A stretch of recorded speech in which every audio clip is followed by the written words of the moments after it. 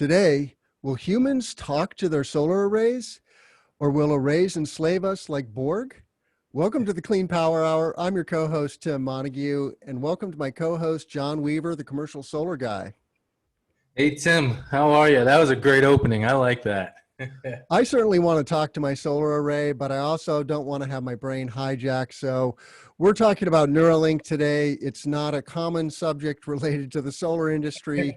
But before we do that, I'm going to give you a quick rundown of some of the stories we're going to touch on today. We're going to talk about Roadrunner, the largest solar project in Texas, is now fully complete and online at 497 megawatts. NREL has that's the National Renewable Energy Laboratory, will tell you how solar is made and what it costs. In Portugal, a new low PPA. And finally, you think the US is installing a lot of solar? Well, think again.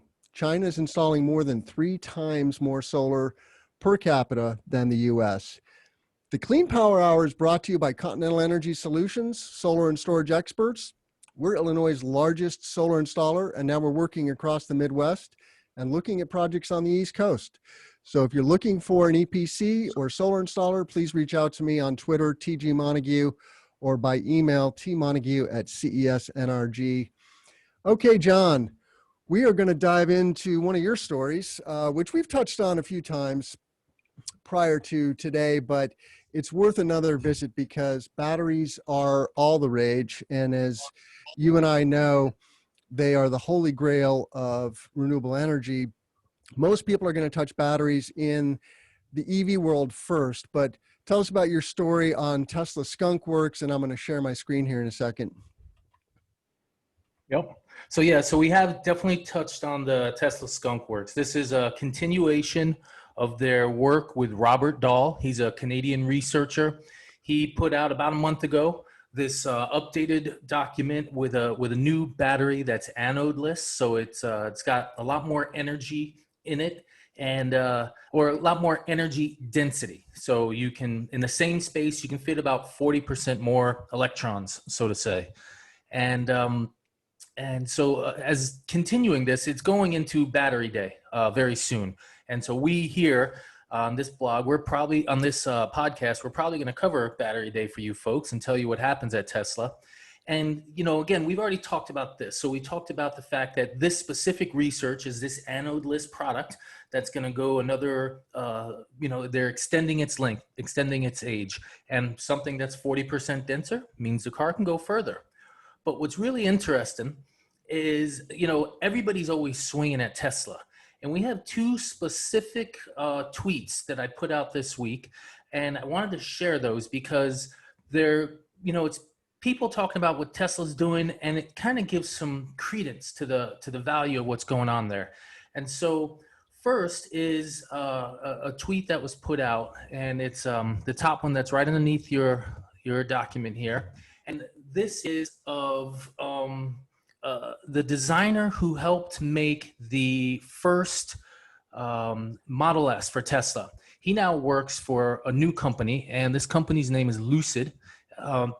They're making an EV. They got a big factory in Arizona, and this guy's designing a new car from the ground up, and his greatest education is the Model S from Tesla. And he was the designer. He was the head designer. And this car looks beautiful. It's got high speed. It's got new engines, all kinds of neat designs. And this guy is saying he's remaking the Model S in the way he wanted it to be. And so that's just kind of exciting. And he's looking at Tesla, and he's emulating Tesla. He got $1 billion from the Saudi investment fund. He's got a big factory. And in about 3 to 4 months, you're going to start seeing cars from Lucid, including a model that might have 1,800 horsepower. So first off, move. What the heck is an anodeless battery, John? Answer me that, okay? Because I don't grok that.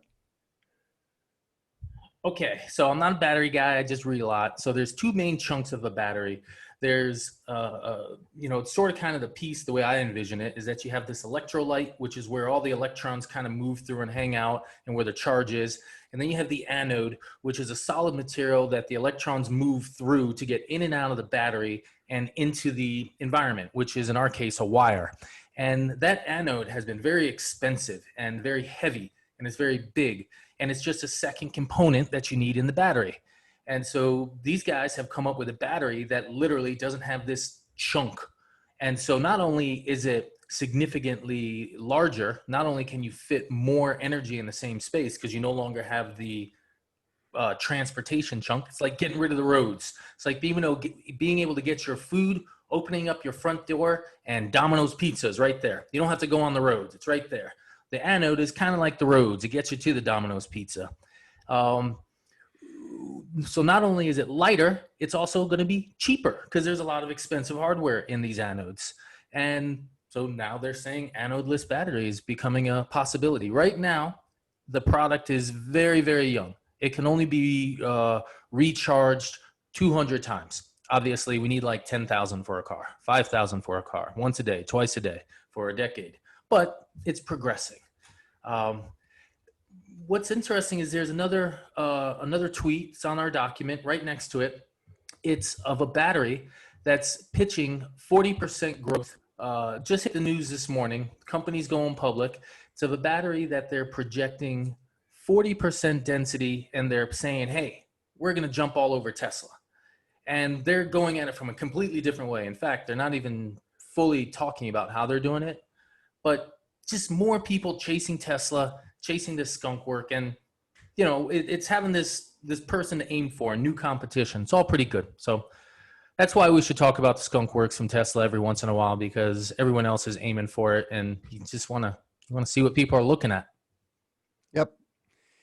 And most people don't realize that Tesla is not a car company. They are an energy and technology company, and electrifying transportation is just a great way to decarbonize the economy. And that is what Elon Musk is really all about, is helping humanity become sustainable. So that's a good story. And yes, we will cover Battery Day, which is coming up this month. I'm not sure of the date, but we will make sure we get that out there. And it's going to be some big news, I think, out of Tesla, which is exciting. All right. So Roadrunner Solar, Enel Green Power has been developing a 500 megawatt project in Texas. As we know, everything in Texas is big, and this project does not disappoint on that front. I'm going to share my screen so you can see what a sea of solar panels looks like. And, you know, we're talking about a 3,000 acre project approximately here. And so while, you know, we don't want to be careless about where we put large solar facilities, we're only needing to put solar on about 1% of the landscape total. We've already built on 6% of the landscape with roads and buildings. So even if we just took 20% of that, right, that almost gets us there. So anyway, exciting project and a big benchmark. There's multiple 500 megawatt projects that are in development in Texas. So soon this will not be new news, but c'est la vie, as we've seen the big projects falling week after week. So, yeah. I really like seeing what's coming along in Texas. The volume of solar that's going to get installed there is just so big. Somebody shared an image recently of the Texas queue, the interconnection queue, and there's like 75 gigs of solar, 30 gigs of wind, 2 gigs of gas, 0 nuclear, 0 coal, or like 400 megs of coal, you know, somebody repowering a plant, something. And so the volume of clean energy that's going to get put into that market, it's really going to be massive. And then the volume of batteries that's going to follow, it's going to be massive. And it'd be real interesting to watch because there's no incentives there. It's this pure-ish market other than the free interconnection. It's this very interesting market. So we're going to get to see some cool stuff develop there. It's a big state, a lot of energy, a lot of people, and they got their own little laboratory going on. So it's cool. And plus 500 megs. I mean, who doesn't like 500 megs of solar?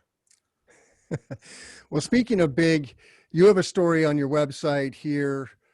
The new gold dust, trading negatively priced solar electricity for near eternal power grid connection revenue. I love the wordplay there, but what is this story about? Because I also noticed this is related to a 1.3 cent PPA that was signed, I believe, in Portugal, right?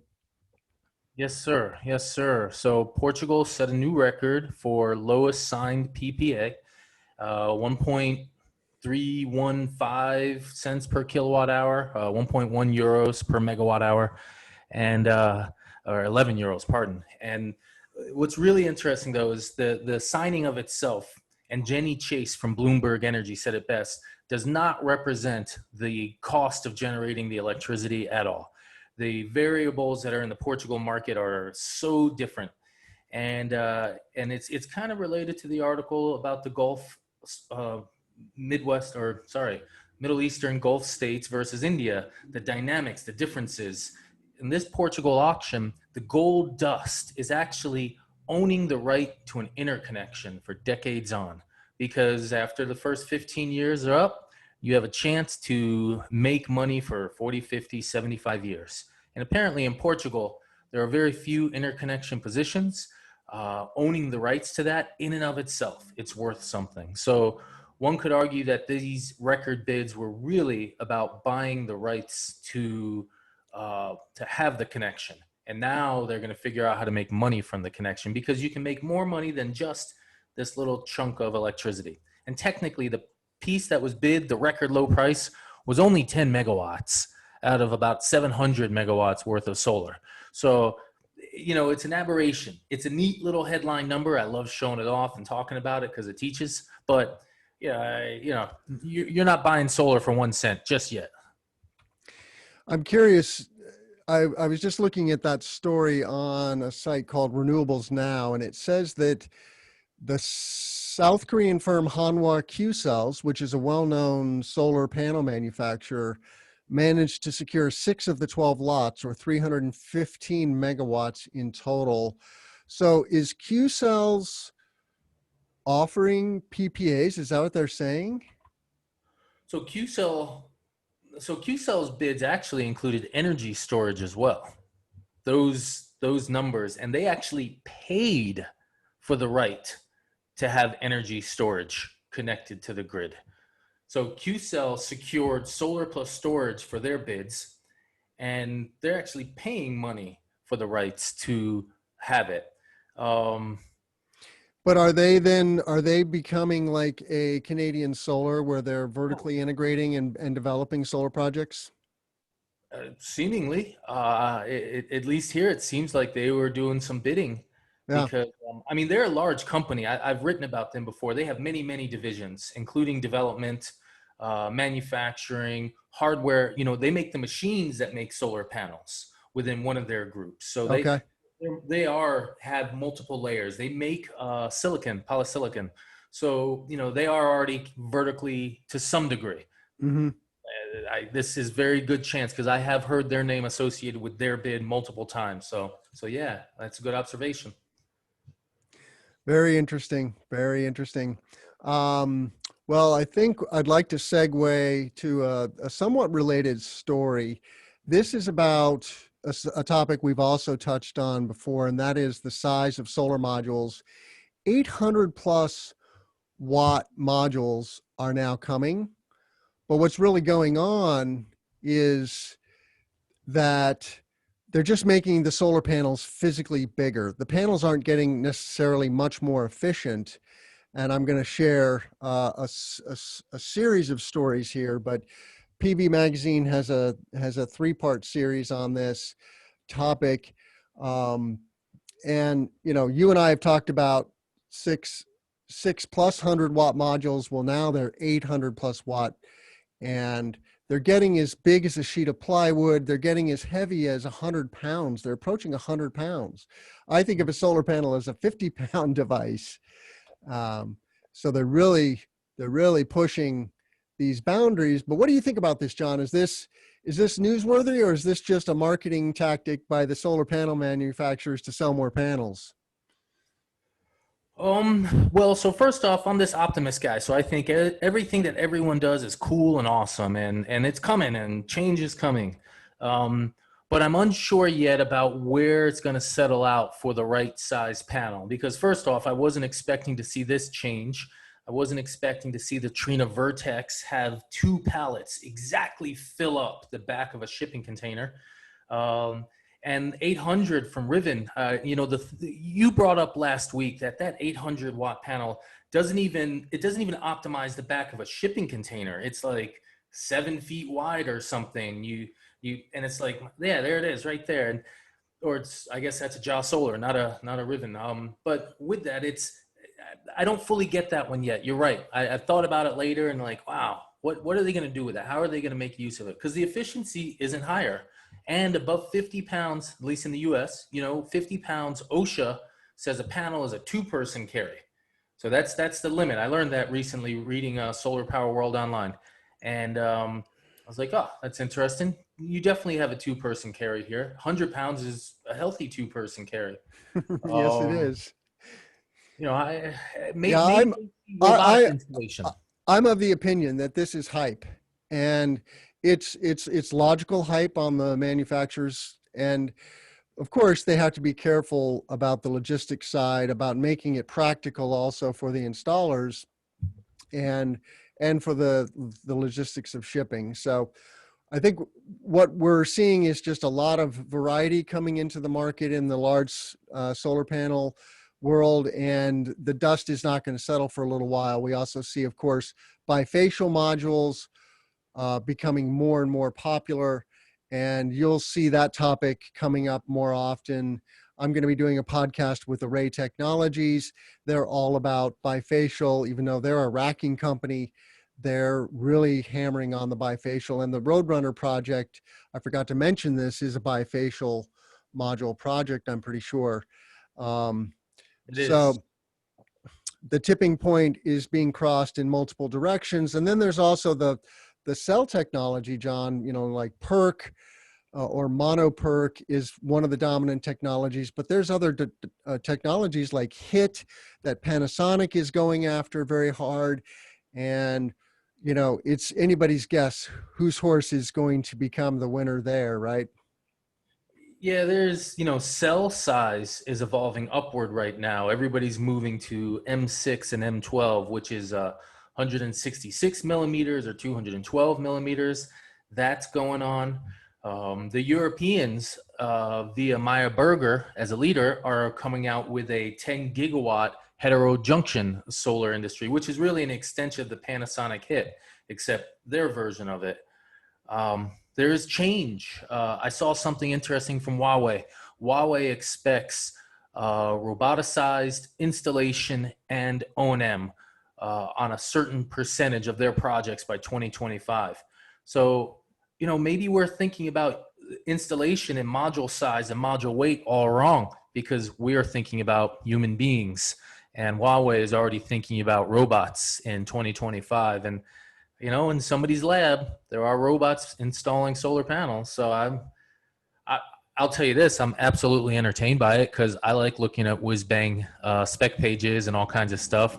But I do know not all these big modules are in manufacturing volumes that are in any way viable. They could just be great for getting brand names out there, just like you said sometimes. So I'm watching.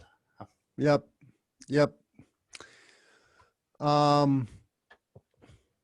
Well, hey, let's touch on a quick story, which is not really a story. I got to thinking about China versus the U.S. China's in the news a lot in the U.S. as somewhat of an enemy, but the reality is that we are dependent on China for manufacturing. There are facilities in China like solar panel plants, which require a lot of clean room technology for the manufacture of the cells, okay, that we just don't have that infrastructure. And you can harp all you want on the fact that we've sent our manufacturing overseas, but it's not something that you can just flip a switch and bring back home. Of course, we want U.S. manufacturing. And there are panel plants in the US now. They're mostly doing what's called a module assembly, right? Where they're taking solar wafers and solar cells that are made overseas and then putting them together into solar panels. There's a factory in Georgia. There's a factory in Florida. We have First Solar in Ohio, which is a true American-made panel. But China is now installing, John, 200 gigawatts of solar per capita per year. That's the 2019 figure. And here in the US, we're installing 62, or we have an install base, I guess, of 62 gigawatts per capita. So in my opinion, this is a security concern, okay? Because China is going hard after becoming 100% renewable powered from the top down. And while we have 100 cities and states that are chasing 100% RPSs, only a fraction of our grid, right, comes from solar energy today. And it's TBD how serious we are going to get about making that transition. Well, energy is, I mean, you can be real philosophical about energy and go pretty deep into what energy is and how it drives nations and states and geopolitics and the universe. And that's kind of fun. I like thinking about that stuff. I'm a political science and economics major way back in the day. And part of the reason for choosing solar is because I thought it was a fundamentally important industry. The politics concern me. I'm speaking with a customer right now, and we're talking about the cost differences between US made modules and internationally made modules. We're going through the products that are available for a C&I installation and what they cost. And we're just going through spec pages. And it's a question. It's sensitive. Government has weighed in on it. And, Huawei, you can't buy Huawei inverters anymore.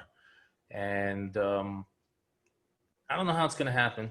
China's installing a lot. They're gaining, the United States has 62 gigawatts of solar installed, 330 million people. China has 5 times as many people, but they're gaining on like 200 and something gigawatts. But they're also installing at a much faster pace than we are right now. It's cool. It's interesting to watch. We're a global society. Let China run ahead.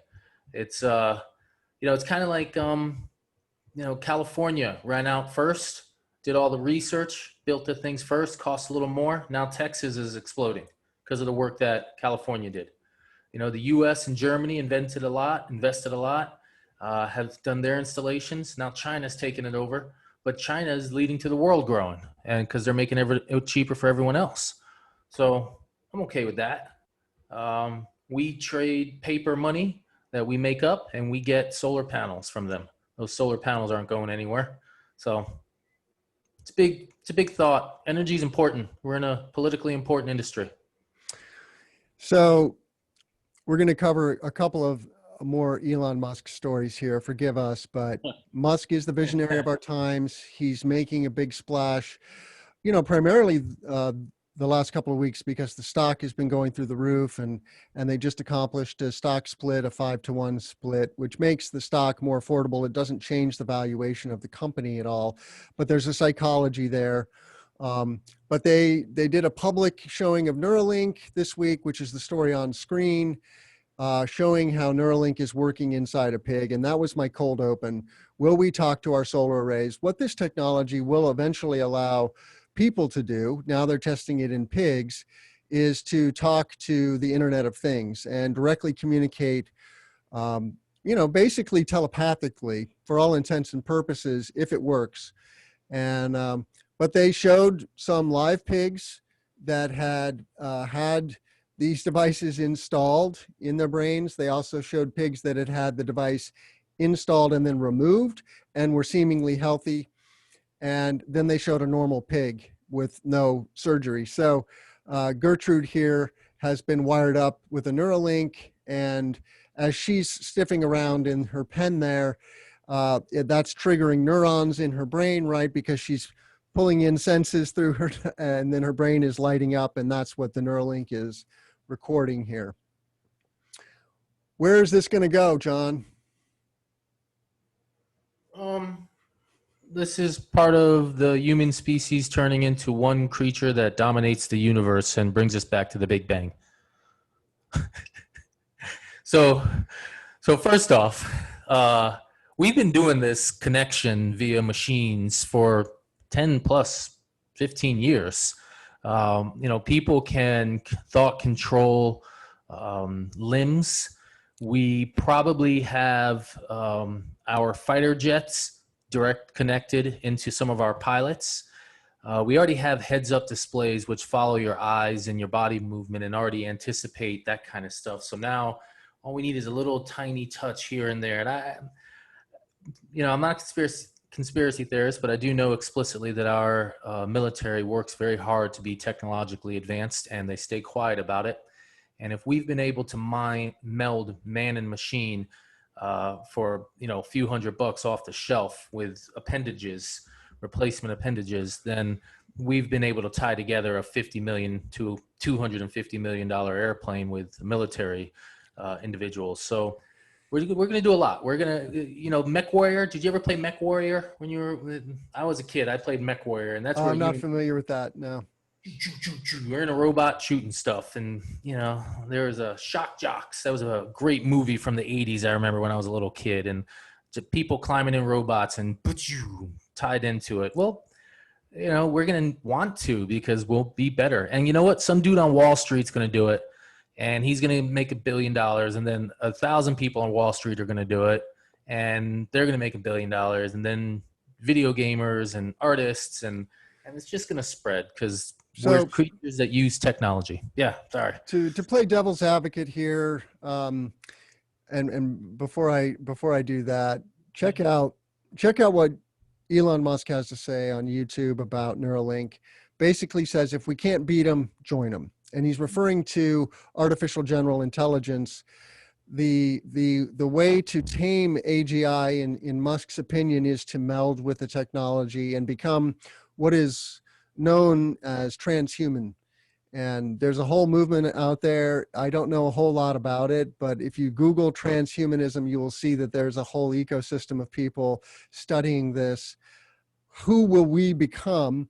And Musk just points out that, look, we've already done it, right, with our cell phones. We are melding with our phones, and we feel naked if we don't have our phone. I certainly do. I seldom go more than an hour or two without being in communication with my phone, right?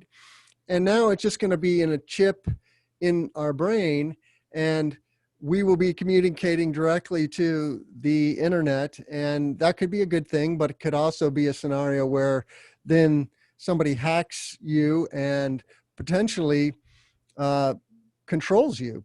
Now, which is a very scary thought, and I'm sure they are taking precautions on how to make this safe. But check out Life 3.0, okay? That's a book by Max Tegmark. He is a very smart physicist, and it's got a great fiction story in the first chapter of that book about how this could play out, how AGI. And you mentioned some Wall Street guy is going to become super wealthy. Well, in his story, I'm not going to give away too much here, but in this, and that's just one chapter, the most of it is a nonfiction assessment of where we are with AGI and the risks involved.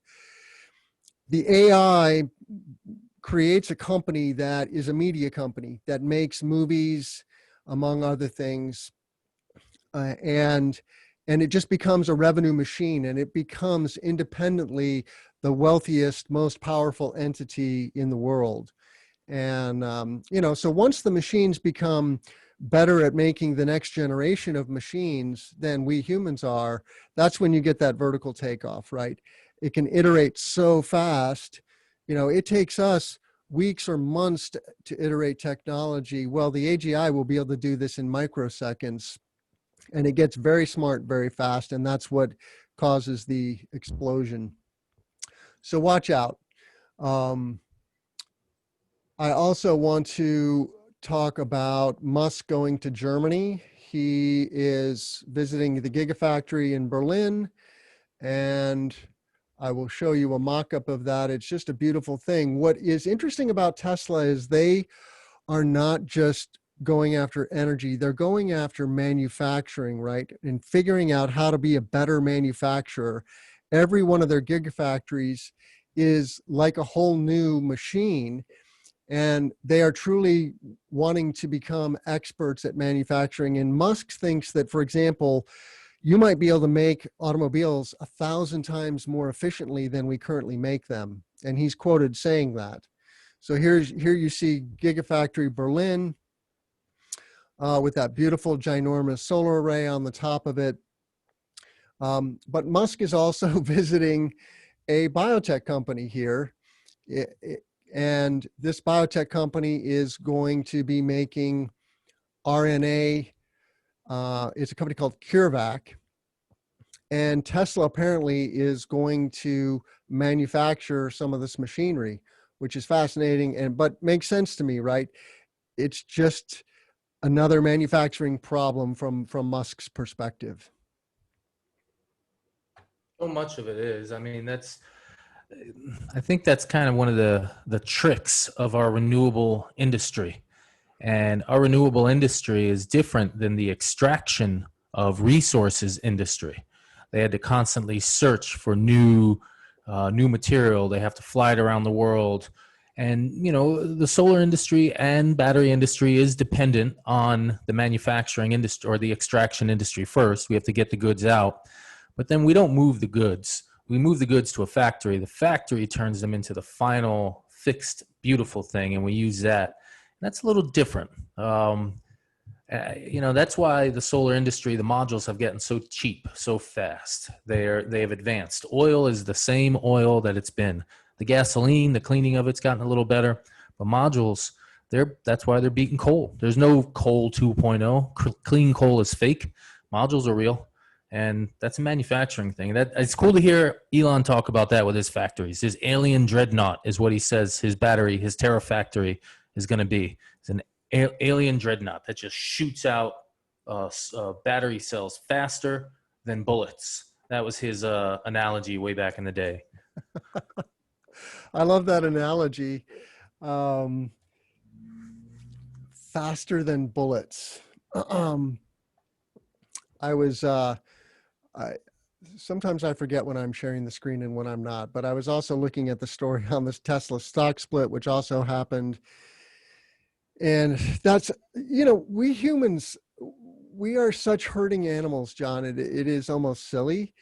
And the stock run that Tesla is experiencing, while Tesla is a great brand, I'm not a financial professional. I'm not giving financial professional advice here, but the stock has been on a complete tear, but largely just because of the psychology of the split happening, because they were valued at one point above $2,000 a share, which makes it hard for consumers, because you have to have at least $2,000, right, to buy a share of stock.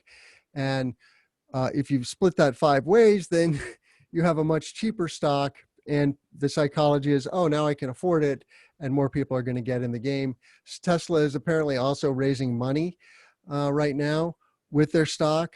And that is one of the new, there's kind of been a tipping point cross there now that they've been profitable for several quarters in a row. They are now seeing some huge runway with their ability to raise money, and this gives them basically an accelerator, right? They can just step on the gas and say, okay, we want a gigafactory here and here and here and here. We see China coming online, now Germany, now Austin, Texas.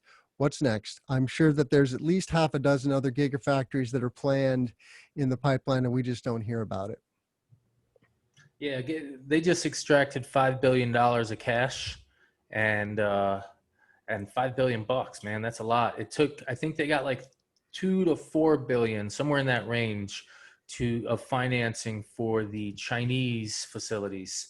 And that's a pretty big chunk of buildings that I've seen.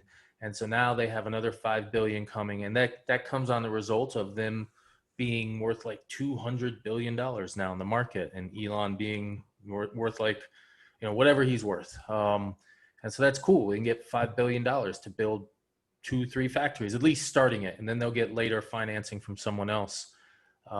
That's pretty significant, I think. The run up though, it's hard. I mean, the run up, a company worth $200 billion that has $5 billion in revenue. That's a hard multiplier. But, building these factories and the market share they have and the mind share they have, and just the ideas with the solar roof coming. I mean, we haven't even talked about his solar roof in a bit, but it's interesting to watch. If the times really are changing, then this company is, when you look back, they may be one of those $1 trillion companies. And here it comes. So cool to watch that stock fly. Yep. Don't you have some? Didn't you buy your kid some shares? Does your kid now have 4 shares? Yeah, exactly. I bought each of my sons 1 share of Tesla stock for Christmas last year. And so now they own 4 shares each, but they went from $2,000 to $40 in value. So anyway, the net value is still about $2,000. It's quadrupled since November of last year, which is pretty stunning. Well, John, let's close out the hour with your story here called "How Much Money Can I Make from Solar Power and Why Gulf Region Solar Might Stay the World's Cheapest." Yeah, so this is about Middle Eastern Gulf states and why their electricity from solar power PPAs is the cheapest in the world, even compared to India specifically, even though India's installation costs are the cheaper. And so this first chart you see here on the screen, it's a cutout from a much bigger one, but it's IRENA puts out an annual renewable cost chart in major countries, major markets, and India is the cheapest every year. And so the thought is, hey, the Gulf is setting these world records, 1.3 cents, 1.5. And, you look at that list right there, that's heavily populated by Middle Eastern countries. And and we want to find out why. We want to find out why these power plants can have cheaper solar than those in India that have the cheapest labor. And if you notice all the way to the right on that chart, that gray bar, that's the cheapest Indian solar power PPA. And it's almost double. In fact, it's more than double most of the cheaper prices. And really what these folks did, they built a financial model. They said, listen, these are all the things that affect the price of solar. Let's put it into a spreadsheet and let's build a model of the Middle Eastern projects. Then after they got that model, they said, okay, here's what the solar is. Here's what it costs. Now let's look at the model of India. Let's put in the Indian variables. And what they found out is that the biggest difference between what solar costs in India and the Middle East is the cost of money. It's not the technology. It's not the installation cost. It's how these different regions deal with cash. In India, the interest rates are 3 times higher. In India, depreciation law makes it so you have to write off more faster. The interconnection cost and the land cost in the Middle East, they're mostly free. I mean, imagine if you didn't have to pay for interconnection. You were just allowed to plug right in. Some utility people would show up and put some free poles in the ground for you. And you got free land. So there's, the purpose of the document, I think, is to educate the Indian market and say, listen, you are some of the cheapest in the world. Let's keep at it. But we don't need to have the cheapest price for the electricity because we're fundamentally a different place. And I think that's cool because as a developer, we work in Massachusetts, Rhode Island, New York, Pennsylvania, and each of these states are unique and different in their variables. And so I can say, listen, India versus the Middle East, here's some weird dynamics. Well, let's apply those in these states as well. And so it's just a good lesson to give you some perspective on why pricing can be so different for almost the same piece of hardware. And that's why I like that article. It's just kind of neat to read it and see these differences, these massively different financial models. Yep. We are we are just going to continue to see the price of solar dropping. And what I was sharing there on screen is a website that NREL published about how solar is made and the installation costs. And I will put a link in the show notes. I don't think we need to spend too much time on that story, but NREL is a well-kept secret. If you don't know about NREL, check it out. Just Google NREL. That's the National Renewable Energy Laboratory, which is one of the national labs, you know, like Sandia Lab and like Fermi Lab here in Illinois. These are dedicated research labs full of very smart scientists and slogging it out doing basic R&D every day, and then focused on that interaction between the pure science and engineering and the market and technology, and where those two things meet, and then testing technology as it gets manufactured and making sure that it is robust, resilient, safe, etc. All right, John. Well, we're at the end of our hour. I want to thank you for coming on the show now every week. Really enjoyed doing this Clean Power Hour. People can find us on YouTube. And if you just search on John Weaver and Tim Montague on YouTube, you'll find us, the Clean Power Hour, or on the website, cesnrg.com/podcast. I don't know if John has created a link to the podcast yet on his website, but you can find him at commercialsolarguy.com. And how else, John? How can people reach out to you? Oh man, just type in Commercial Solar Guy into Google or any of your favorite search engines, and you'll find me on Twitter, on Instagram, on LinkedIn, website. You can come visit me at my office in New Bedford, Massachusetts, if you want to shake a hand. Well, wave from 6 feet away. Lots of ways to get in touch. Please subscribe to us on YouTube. Give us a thumbs up, hit that bell, and please send us your comments and ideas for topics and guests you'd like to see us bring on the show. Thanks, everybody, and have a great day, John. You too, Tim.